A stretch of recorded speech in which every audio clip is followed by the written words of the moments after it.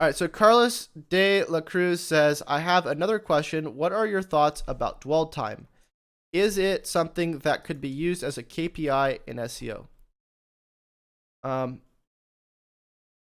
so I know that some people actually track this as a conversion metric, right? The amount of time that somebody spends on a page or multiple pages turns into actual conversion for their brand.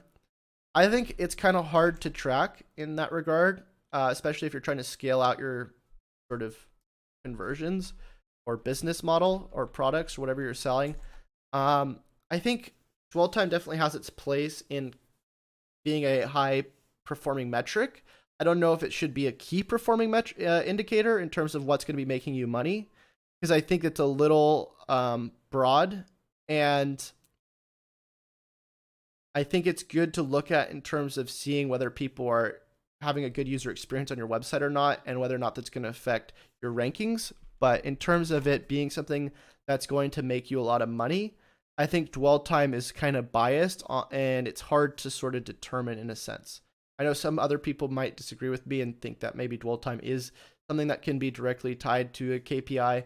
I'm not sure if that's something that I would do, and it's not something that I've done previously, because I like to see direct conversions in a sense.